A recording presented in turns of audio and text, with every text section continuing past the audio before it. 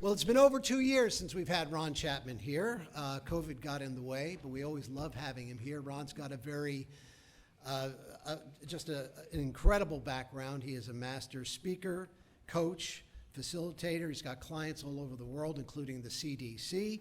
You got to live up to this one, Ron. He's one of the 81 top Toastmaster accredited speakers in the world.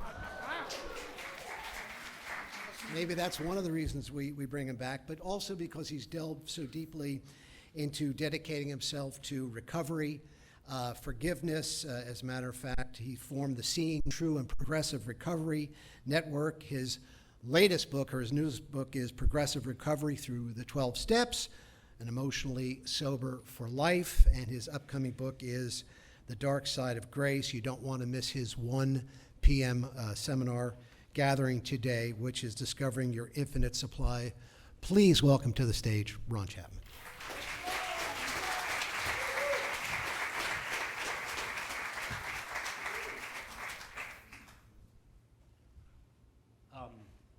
I'm deeply moved and echoing to be here. We got me? Okay. All right. All the way out into Zoom land. I'm actually deeply moved. I was sitting here thinking about it, and some of the welcoming greetings from a lot of you are just, I told Reverend Paula a long time ago that I don't really have many places I feel like I fit, and this is one of those very few. And so there are reasons for that, some of which you're going to hear. But officially, this is Manna from Heaven. We might call it Let's Talk About Unlimited Supply, but its subtitle is What I Did During the Pandemic. Kind of like a summer report, right? So I had this plan. Now, you all are supposed to laugh because we all know we have plans and then something happens. Well, I had a plan. I was going on spiritual pilgrimage to Iona, Scotland for 2 weeks. And I was going with a collection of mystics and Jungian philosophers, and it was quite an interesting crew. And somebody decided in the presence of COVID that taking 50 or 60 people on buses to an island that had no medical facilities in the middle of COVID was probably a really bad idea. And I didn't disagree, so I said, okay, we're not going to do that. And then out of the blue, Lily, out of the blue, I thought, I think I need to do an inner pilgrimage. I heard that, yeah. And what was going to be a 2-week inner pilgrimage ended up being approximately 610 days. And I was telling Christopher, you can hear the break in my voice, it proved to be the most fruitful spiritual time of my entire life in the COVID. COVID is holy ground. Come around to that. When I told Reverend Paula that I was honored to be asked again to come to this home away from home of mine, my longtime mentor and sponsor in recovery said, yeah, Ron, you're a guy, the world is your home and you got a bed in Atlanta, Georgia. And I was like, well, that explains my world. But I said, well, good, Reverend Paula, because now I'm going to get a chance for the very first time to tell you what happened to me during the pandemic. So I'm sitting there planning to study Carl Jung, the great psychologist. And one morning, I don't remember which morning, I could go back. I kept a journal of all of this because someday I'll figure out something to do with this. So one morning, all of a sudden, I'm sitting there in the stillness, which is my favorite place in the world these days, stillness, which, by the way, isn't about meditation. It's about an inner state that goes with us everywhere if we can nurture it enough.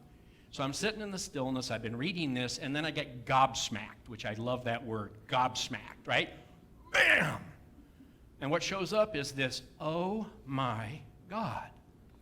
When Jung spoke of the collective unconscious that is available to us all, it was the same thing Jesus meant when he said, the kingdom of heaven is within you, which is the same thing that the epigeneticists are discovering, that literally the history of creation is in our genes. That's going to get some scientists pushing back on me. They go, oh no, we're not there yet. But that's okay. I hang out with those people too. It's the same thing that Abraham Maslow talked about when he said, from a humanist point of view, that we are boundless, self with a capital S. And I thought, oh my God, Christian and I were talking about this. All the wise ones, the wise mystics, they're all telling the same story. They're all telling the same story. But we have a hard time hearing that. So I thought, okay, that's good. I got my pilgrimage goodies. And then it's like, no, you got more work to do. So I stayed in the pilgrimage, and sometime later, probably a week or so, I was sitting there drinking coffee, which is a meditation form for me. And what fell upon me was an awareness that the Lord's Prayer, which Richard just cited, is actually an affirmation. Our Father, who art in heaven, hallowed be thy name. Thy kingdom come, thy will be done. Here it is, on earth as it is in heaven. That is not a prayer for the world to be altered. It is a prayer for our experience and sight to be altered so that we can see that this is already heaven on earth and always has been and always will be. Amen. Yeah.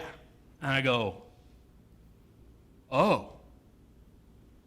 I was gobsmacked again. Literally, it stopped me. It's like, oh my God, everybody around the world is praying this prayer to change the world, when in fact it's an affirmation, an affirmative prayer that says, no, reveal to me the nature of heaven on earth. It is already here, already now, already present. Nothing need be altered for me to experience heaven on earth, because it's an experience. There's a renegade Buddhist guy who says enlightenment doesn't come through thought or words or action. It comes through beingness, through experience. So heaven on earth is experience, it doesn't change this stuff, it transforms it. Which I'll say a little bit about what Jung said about that. So I'm like, all right, I'm all in. I don't know this is going to go 610 days, but I am all in on the pilgrimage now because this is clearly where I need to be. Because what that would mean is that everything your heart, your soul desires is the last place you want to go for it. It's not in a relationship, it's not in a nicer car, not actually in the right community, although this is a great place to practice it. It's in there. All of it. The entirety of heaven exists in us. It is our beingness. And yet we've fallen asleep, right?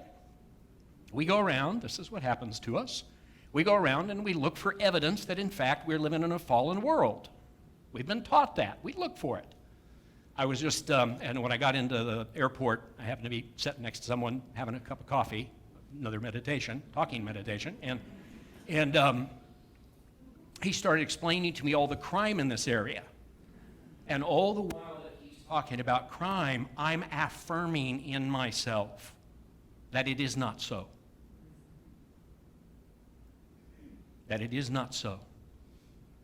That it is not so. At the end, I said, thank you very much. I really appreciate your care and concern. And I moved on. So we're cycling for that. We're convinced that we're living in a fallen world. We're convinced that it's filled with bad and evil. And God knows our social media feeds reaffirm that over and over and over again. Despite the fact that if you do the research, you find out that 99.8% of 8 billion people have no ill will towards any of us all the time. They're just trying to keep a roof over their head, feed their families, take care of their lives. They're living their lives as best they're able. But we have the experience, we just don't know we have the experience. And I feel like I need to translate this for you. I thought, what would be an appropriate example here? And I thought, well, I think a really cool one for some of you would be to talk about what happens to you when you're out on the beach, minding your own business, and suddenly you see dolphins breaking waves. Because I know what happens, because it happens to me too. It's like, I'm transported to the moment, everything falls away, heaven on earth is revealed as dolphins surfacing in the waves, and it may last for long moments, right? And then we're going to look down, we're going to look at the beach and go, God, there's some trash there. There we go again. We have that. If you've ever seen a child born coming out of their mother's body, the best word to describe it is a kind of awe that descends upon us that apparently sticks for a while, and then we forget because the baby cries and off we go. Or standing on the edge of the Grand Canyon, or in the sequoias, or an Acadian-ish, pick a spot, right? I had the experience flying, because I pay a lot of attention to this now when I was flying in. There was a moment when the sun lit Chesapeake Bay as we were looping in. I mean, there's the feeling. The feeling for me shows up right here. I used to think it was joy. It's oneness. And it brings tears to my eyes, just like it just did. It's like, oh my God. Oh my God. There it is. How could I ever forget this? And then a good friend of mine says, well, you know, Jesus even forgot when he was in the Garden of Gethsemane, so maybe forgetting is part of the gig. Oh, of course. Me too. Here's the interesting part. I was thinking about how to really translate this, because we're still prone to looking for bad in the world. And I remember a moment a couple years ago when I got rear-ended, a pretty bad crash. Actually, I was driving a car that was really well protected, so I came out unscathed. But as best I can recall, for about 7 minutes, in the middle of carnage, because it literally blew the back end of my car apart, cars careening out of control, and I am there, and I am one with the universe. I'm not traumatized. I don't know what I am, but I am utterly, totally in the present moment. The power of now, Eckhart Tolle would call it. And there is no wrong in the world despite the mayhem I'm sitting right in the middle of. I am captivated by this moment. And it reminds me of the moment when I was watching the World Trade Centers come down. And there were, and still happens when I go back and watch those reels, it is absolutely captivatingly presencing, centering in this moment, nothing else in the world to think about. Until the translator kicks in and says, yeah, but they killed 3,000 people and collapsed 2 big buildings and some other ones, and the story starts up. The reason that's so important, because if the renegade Buddhists are right, that enlightenment, we might call it, is an experience, then it's the moment with the dolphins and the moment in the middle of the crash, which is the revelation of heaven on earth, which I constantly forget about and slide back into the world. You know the experience, you just don't know that you know the experience. You just don't know that those are revealing heaven on earth. So you say, well, what are we going to do with that? Well, I'm going to tell you a funny story. When I lived in Albuquerque, New Mexico a number of years ago, I had to take a bus one day, and I had to walk into downtown Albuquerque. And I'm trucking along with my backpack. I do a lot of urban trekking, so I'm just rocking down this asphalt road with 2 concrete sidewalks lined by concrete block walls covered in brown stucco, right? Very typical southwestern scene. The day before, I'd been out in the Sandia Mountains, and I'd found a grotto that I don't know if anybody had ever found, and it literally was holy ground, right? I had that moment. It's like, oh, here it is. Well, I'm walking down Lead Avenue, which is right through the middle of downtown Albuquerque, and suddenly the asphalt, the sidewalks, and the walls light up with the same aura that I had seen in the grotto in the mountains. And I said to myself, it stopped me in my tracks. I stopped, and I go, oh my God. Even the asphalt is holy ground. I heard this in the song this morning. Even the asphalt is holy ground. It lit up from within with an ethereal light. Oh my God, so when they said to Moses, when the voice said to Moses, the ground upon which you stand is holy, that was an affirmation, and it's always true. The ground upon which you stand and or sit right now is holy ground. I can't remember who said this. There's nothing but holy ground. What's missing is our ability to tune into it. Human conditioning, limiting beliefs, we might like to call it. And so you say, well, what do you do with that?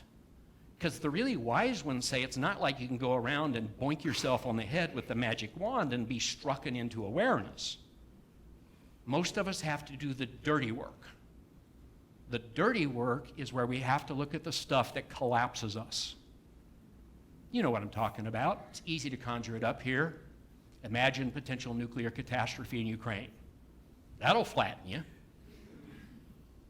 So like, how can that be holy ground? That's the work.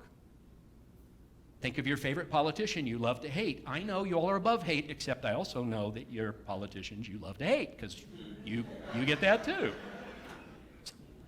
It doesn't fit with the framework, but by golly, that's what we do.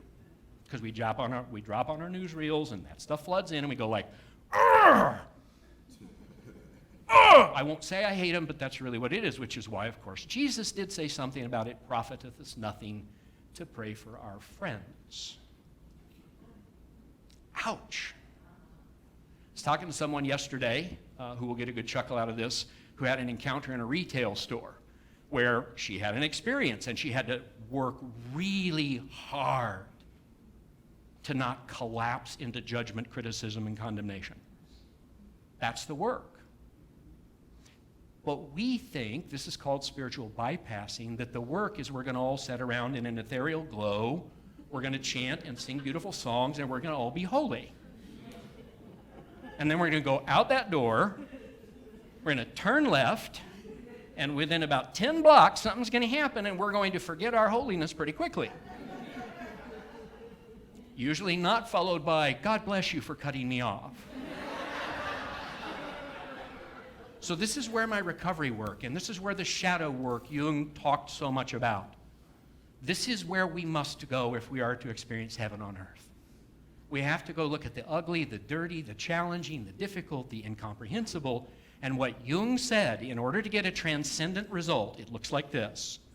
You have to sit in the tension, and you have to be with the discomfort and the disquiet and the nonsensical that you're trying to make sense of, and you have to wrestle with the angel of the Lord right there beside whatever river you're sitting beside. That's a great story from the Old Testament. Wrestling with the angel of the Lord, Jacob, he eventually gets smoked, which means disjointed. Think about that. I'm just wrestling with the angel and you disjointed me. And then God blessed him and renamed him Israel and founded a great nation upon him, which is not about the nation of Israel, it's about our human experience. We got to do the wrestling, we got to do the shadow work. We have to sit with that tension, that difficulty. And the more difficult it is, the better the fruit are born, which is what I ended up doing for 500 and some odd days, is dredging up every nasty, ugly, unfinished piece of business in me and my world and wrestling with it. And it's not fun, it's not pleasant, but I have evidence that bypassing doesn't work. I have a lot of evidence bypassing doesn't work. It's comforting, but it doesn't work. It's very ego-gratifying because I get to sound all holy, but it doesn't work. We're either going to go into the dark side to let the light in, or the light won't find its way in because we can't allow it because we're buttoned down, and at worst we project it. As Father Richard Rohr always talks about, that which we do not heal within ourselves, we will project upon someone without us. That's just what we're going to do. Which is like a real downer, right? You're going like, I came here to be uplifted. Now he's got to go dark side stuff. Well, yeah, but here's the part. I have to learn how. I do trauma breath work with people. It's like, that's just what happened. I had a traumatic response to my own words. Take a breath. What happens when the light gets in is the dark vanishes. Jung called it the transcendent function. We're in this tension, and if we sit with it long enough and work with it long enough, the same thing the philosopher Ken Wilber discovered is you're blessed with a transcendent function that looks like this. I was playing this with yesterday. It's like, it's almost like namaste going upward. And it can't happen unless we do that dark, ugly, dirty work, which means we have to admit that we have that happening in us, and then we have to do that work, and a lot of it has to be done in stillness. I had an experience of this years ago that I didn't understand the context of. I was on retreat in the mountains in New Mexico, and I got gobsmacked, and for about 40 minutes, I was just still as could be. I could hear people talking, but I was not present. And I heard the teacher say, somebody asked the teacher, is Ron okay? He doesn't look well. And the teacher said, "Oh, he's being worked with. He's being worked with, and he doesn't look well." Those were both true. And when I came out of it and I opened my eyes, all was well in the world. Something had been made right in me in the stillness. For those of you who studied Joel Goldsmith, that was the height of his healing practice. He'd get an envelope from someone in Australia. He was in the US, and he'd turn it upside down before he could even see what was on the front of it. He wouldn't open it, he wouldn't read the letter, and he would go into the stillness, and he would sit in the stillness until what he called the click came, and he knew that the healing work had been done, though he did not even know the person, didn't know where they lived, didn't know the nature of the malady. He didn't try to do anything with it. He let spirit flow.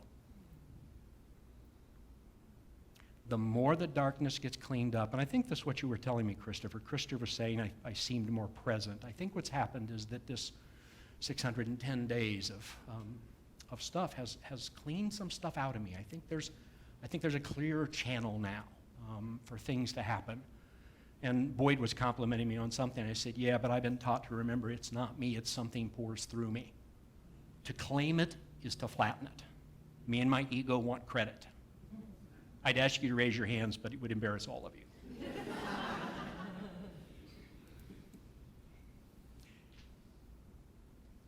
It is the Father's good pleasure to give us the kingdom of heaven. It is not withheld, it is not unavailable, it's not someplace else. It is ever present, always, right here, right now, in this moment, in this day, in this year, amidst all this stuff. And our path is to the stillness in which the transcendence can arise. So I'll tell you one funny story, and then we'll meditate. I love to think about how this might have showed up in Jesus' practice, and I love to think about the stoning of the harlot. You got one side of the group clamoring to stone her and kill her because she's broken the covenants and all that, and others like, "No, forgive her, forgive her, forgive her." Right? You hear the tension. And what does the master say? "Let he who is without sin cast the first stone." That's this. And at that moment, I imagine both sides going, "Whoa, wait, Rabbi, what kind of an answer is that?" What kind of an answer is that?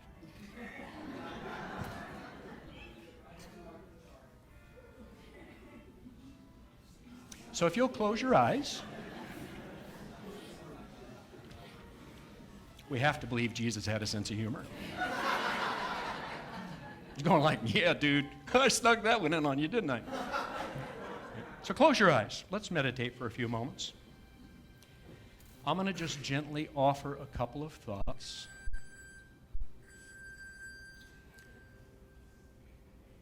As affirmations. Thank you that heaven is here and now, in this day, this moment, this life.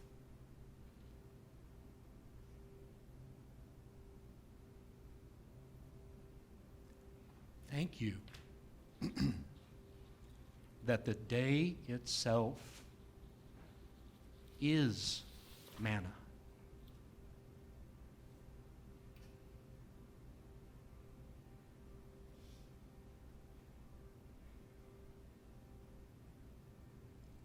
And if you can, see if you can find that elevating place in stillness where everything drops away.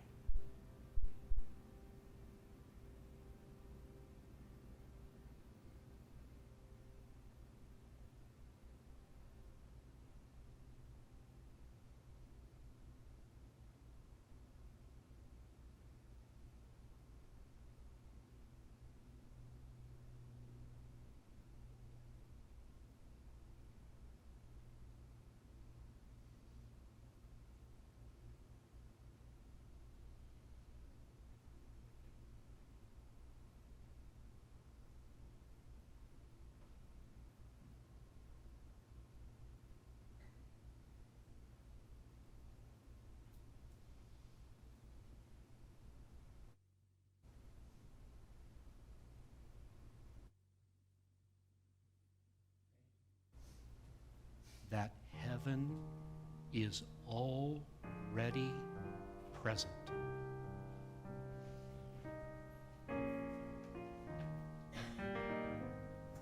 We need do nothing.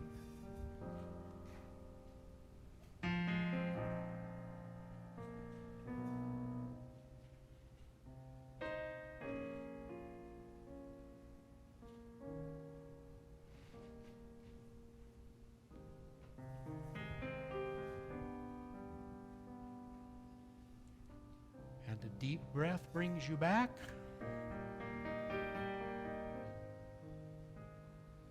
Feel your feet.